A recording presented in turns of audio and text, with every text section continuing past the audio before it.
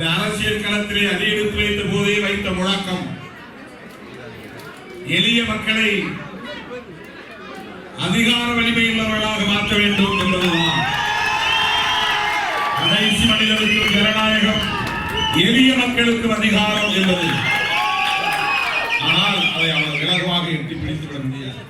பத்திரிகையாளர்கள் கேட்டார்கள், எப்ப நீங்க முதலமைச்சராக போறீங்க?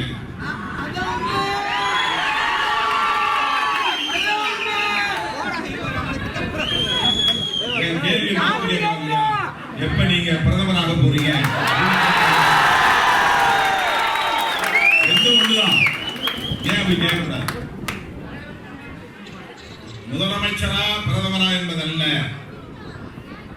அடிமைகளாக ஒழுங்குகிற மக்களை ஆளும் சக்தி உள்ளவர்களாக வலுப்பெறச் செய்ய வேண்டும், அதிகார வலிமை உள்ளவர்களாக வலுப்பெறச் செய்ய வேண்டும், ஆட்சி அதிகார பீடத்தில் அமரக்கூடியவர்களாக வலுப்பெற வேண்டும். நான் 20 வருஷத்துக்கு முன்னால ஒரு பத்திரிகை பேட்டி கொடுத்தேன். நானும் முதலமைச்சர் கனவு கொண்டிருக்கிறேன், எனக்கும் முதலமைச்சர் பதவி உண்டு, கனவு உண்டு. அப்படின்னா நானே முதலமைச்சர் நாட்கள் போய் உட்காரன்னு அர்த்தம் இல்லை. எளிய மக்களும் அதிகாரத்திற்கு வர வேண்டும். எனக்கும் முதலமைச்சர் கனவு உண்டு அப்படின்னு ஒரு டைட்டிலே போட்டாங்க. அப்போ ஆகவே இன்றைக்கு நாம் முதல் புள்ளியை வைத்திருக்கிறோம். கோலம் போடுறது நிறைய புள்ளிகள் தேவை. ஒரு புள்ளியை வச்சுட்டு ஒரு பெரிய கோலத்தை வாசல் போட முடியாது.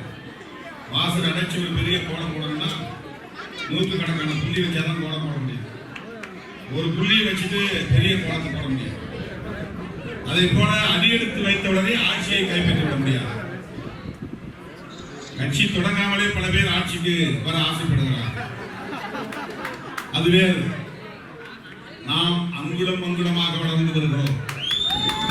தவிர்க்க முடியாத அரசியல் சக்தியாக வலுப்பெற்று வருகிறோம். தமிழகத்தின் அரசியல் விதிகளை திருத்தக்கூடிய வலிமை பெற்றவர்களாக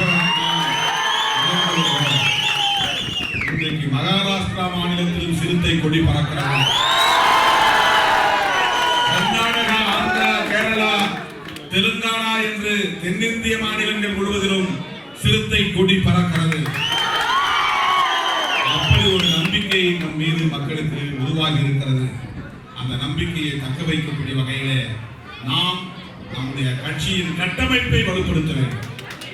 அதுக்குதான் இப்ப புதுசா ஒரு சட்டமன்ற தொகுதிக்கு ஒரு மாவட்ட செயலாளர் அறிவிச்சிருக்கோம். இந்தியாவிலேயே எந்த கட்சியும் இந்த முயற்சியில் இறங்கவில்லை. இந்த துணிச்சல் விடுதலை சிறுத்தைகள் கட்சிக்கு